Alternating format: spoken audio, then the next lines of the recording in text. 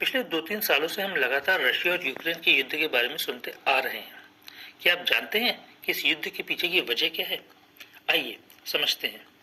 हम सब second world war के बारे में तो जानते ही हैं, जिसमें जर्मनी, इटली और जापान एक तरफ थे और यूएसए, यूके, चाइना, यूएसएसआर और दूसरे देश एक तरफ।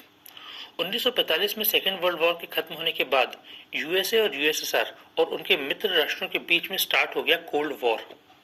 कोल्ड वॉर का मतलब होता है एक ऐसा युद्ध जिसमें दो देश आपस में डायरेक्ट ना लड़के प्रॉक्सी वार लड़ते हैं।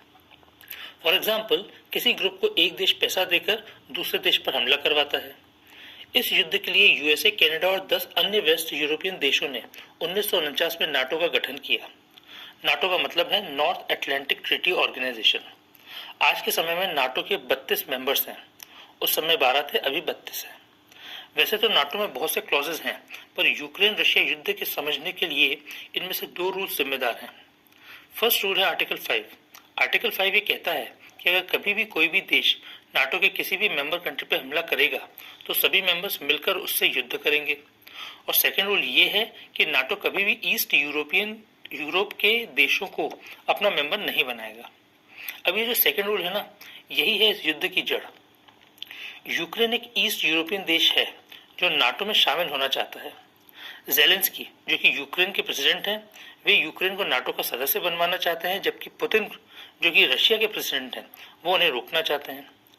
तो जब सेकेंड रूल है तो क्यों नाटो यूक्रेन को मेंबर बनाना चाह रहा है? प्रॉब्लम ये है कि ये जो सेकेंड रूल है ना, ये नाटो के किसी भी रूल बुक में लिखा ही नहीं है। ये सेकेंड रूल, या फिर कहें कि ये प्रॉमिस, नाटो के मेंबर्स ने 1990 में रशिया से किया था, ऐसा रशिया का कहना है और इस बातचीत की टेप्स भी अवेलेबल है। पर नाटो का कहना है कि जब तक ये ऑफिशियली रूल बुक में लिखी न जाए, इसे माना नहीं जा सकता। बस यही गाड़ी फंसी हुई है। रशिया इसी बात को लेकर नाटो और यूक्रेन से नाराज है।